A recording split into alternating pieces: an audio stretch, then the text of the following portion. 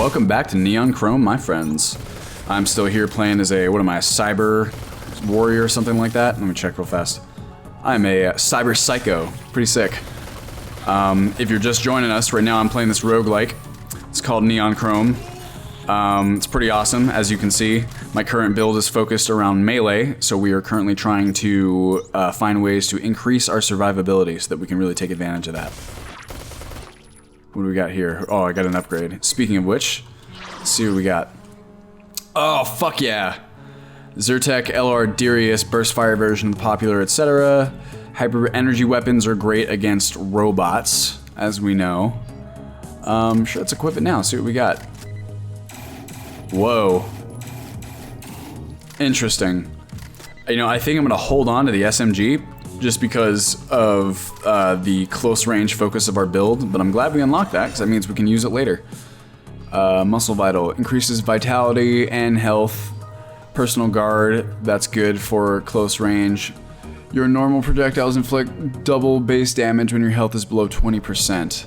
I'm gonna go with the survivability. That would be a great upgrade if I had a ton of health, because then a health below 20% could still constitute a large number of hit points. Gotcha. Oh, there's critical hits too. I just noticed that. Guess I should have noticed that earlier when it... Ow. Damn it.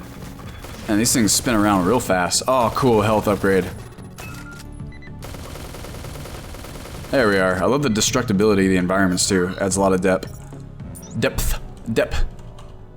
Here we go. Anyone cool?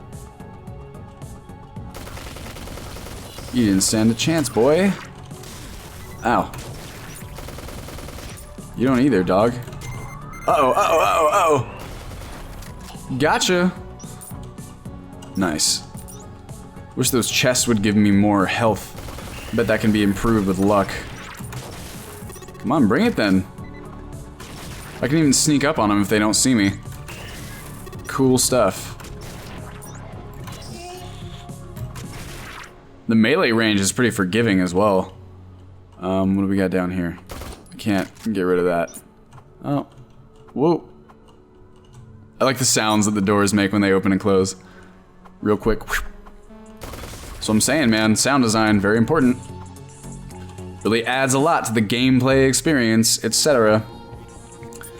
Fuck yeah. Alright, here we go. Ammo, more ammo, we know that. Crashware. This would be the best time to use that. We don't have any explosives. I'm gonna go ahead and forego the system overload for a lasting upgrade, because what that would do is it would deactivate 50% of the cybernetic enemies on this level. So if we were gonna use that, now would be the time to do it since it's the beginning of the level, but we have to sacrifice a permanent upgrade. There's another important element of roguelikes, if you guys are not tired of hearing me talk about what I like about roguelikes, is good roguelikes are constantly encouraging you to make meaningful choices with resources. And so, like, everything in roguelikes is about choice and consequence.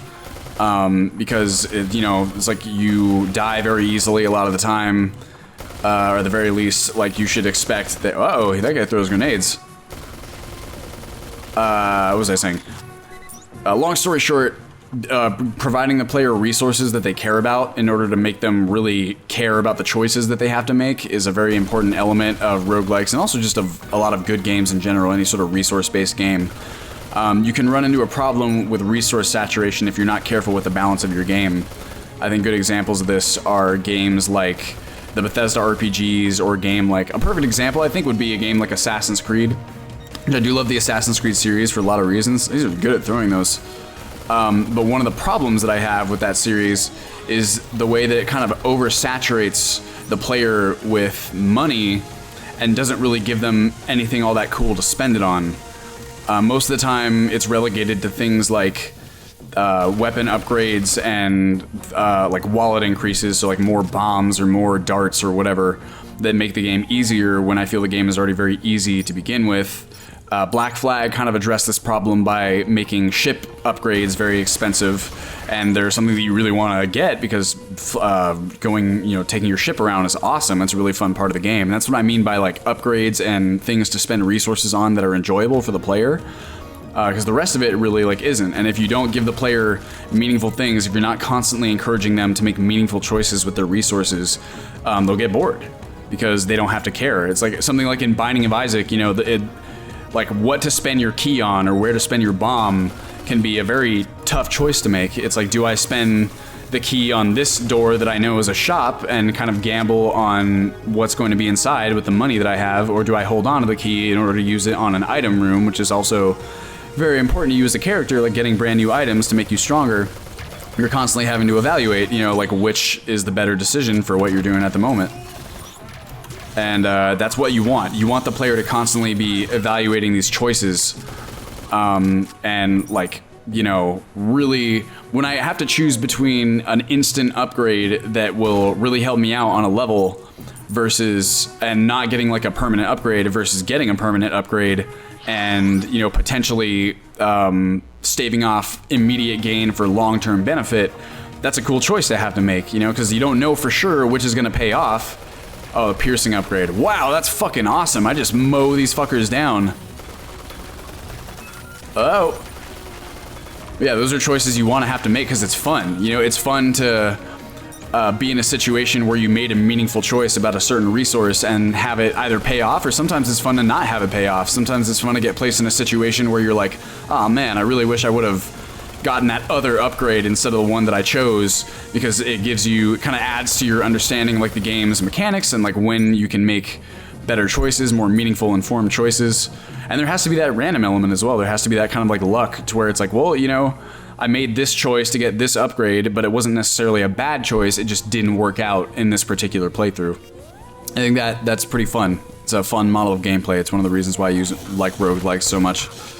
I really gotta start using that melee more, especially against these fucking shield guys, because they can't strike as fast as I can. But hopefully you guys aren't tired of me talking your ear off. It's also kind of hard to talk about that kind of like game design stuff when I'm playing a very Twitch heavy game like this, because as you can imagine, it takes a lot of my focus to make sure I'm playing the game well. So if I repeat myself or like kind of draw out a point or two, that's why. Hopefully I'll get better at it over time. To be honest, I'm still very new at this YouTube game. You know, I've only been doing this for a couple months, and so far it's been an absolute blast. But the nature of like the recording part of things and just getting better at every element of it is still something that I'm working on. So hopefully it's not too rough around the edges for you at home. And I hope you enjoy watching the videos, because I sure enjoy making them. And that's what it's all about, isn't it? I feel very lucky to be in a position where I can create YouTube videos and that I have, you know, equipment that allows me to upload things with a fairly good fidelity. I mean, that's what I spend my money on. Oh, I'm at the boss! Alright, let's take this thing out while we can. Wow, you see the way it, like, displays the damage cascading in a circle like that? What a nice touch, visually. Alright, so this layout is the same. My health is not fantastic. I've got full energy. I think it would be worth it to use this health. Yeah, alright, there we go. Okay, you know what? Let's fucking do it. I would really like to get rid of those spawners too before I worry about anything else. There we go, that got rid of one of them.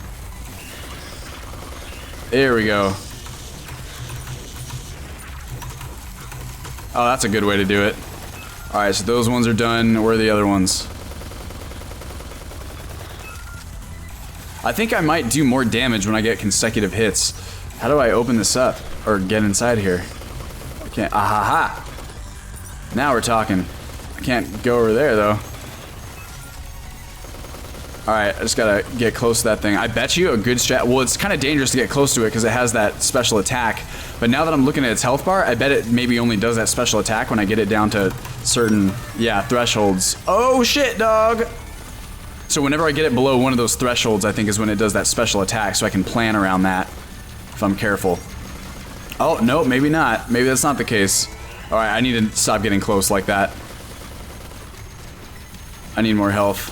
Fuck. God damn it, dude.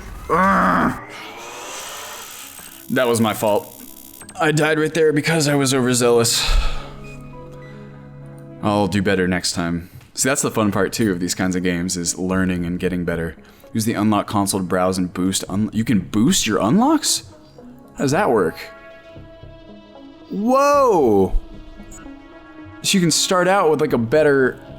Interesting. So like that... Okay, wait. So, okay, here's another meaningful choice. We're talking about meaningful choices earlier. So it looks as though, in fact, I'm gonna purchase one of those things. It looks as though in this area, you can spend your money, instead of spending it on a permanent unlock that applies across all your characters, you can deck out your next character with a weapon or an ability or an enhancement that you really like.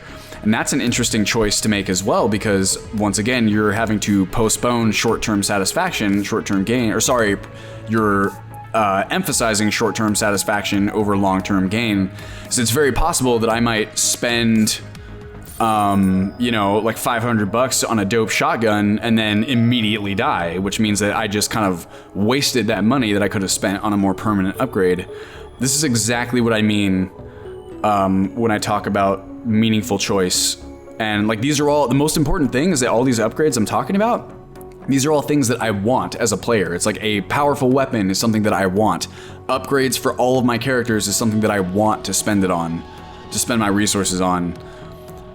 This is pretty, I mean, I'm just starting this game really, so like maybe the rose-colored glasses are still on, but like, this seems pretty fucking good. I think the writing's on the wall that this is gonna be a great game. Sure, let's get another cybernetics slot, and then you know what we're gonna do is purchase like a dope couple of enhancements. Let's see, one shots can't be purchased. Let's see, titanium knee. I'm gonna go ahead and start with 20% increase to health. And let's go get a dope weapon to start with as well. Let's see, what do I like? Laser burst rifle. Let's do it. Nice. Super cool. And achievements. Mission console. Oh, you get credit rewards when you get achievements. Even that's cool. You know, it's like most games, I feel like, you know, the achievement is supposed to be its own reward. But this gives you tangible rewards for the achievements. This is really fantastic so far. Oh, can I adjust this now? Huh. Not yet. I'm still curious as to how that works. Alright, let's see here. Who's our next unlucky victim? Assassin, crit, speed, laser burst rifle. They all start with that. Okay. Integrated electromagnetic shield system that regenerates. Well, we could offset that hit point with the upgrade that we just got. The companion drone would be super cool. But I think I'm gonna go with... I really like that shield system. And I think that the additional health that we purchased will help offset the health debuff that this character has. Let's fucking do it. Alright, we're gonna get it on this one. I wonder why that's gold. What's that all about? Here we go. Nice. So this is a burst rifle, I gotta remember that. I'm not used to that. Cool. Reload time is pretty fast. Whoa. Stop it. Whoa.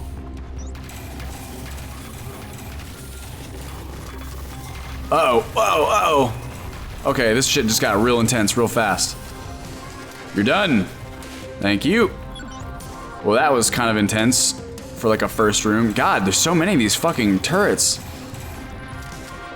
I'm not sure how much I like the burst rifle. Maybe that's just because I'm kind of hurt right now. I mean, really my own fault. I kind of ran in there without a plan.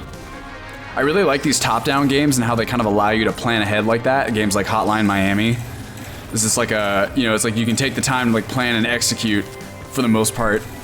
And then when you like plan like a certain entry into like a room and it goes swimmingly, it's kind of a really cool feeling. If you guys have seen my video on difficulty, I've talked about how that can be a very enjoyable model of gameplay. Like the ability to like plan and execute a maneuver and then have it, you know, go off well. Bring it then. That sneak attack was helpful. I think the laser burst rifle is like particularly useful against cybernetic enemies too, so at least I think that's what it said. I keep forgetting to use my laser. Whoa! Boom. Let's get it. And upgrade. Crisis Protocol. Your normal projectiles inflict double base damage. I don't really like that one. Don't like that one either. Fuck it. Let's do it. Crisis Protocol. We haven't gotten that one yet, so we can try it out, see if we like it. And we will try it out, see if we like it next time on Belmont Boy. So thank you guys for watching, and I'll see you in the next episode.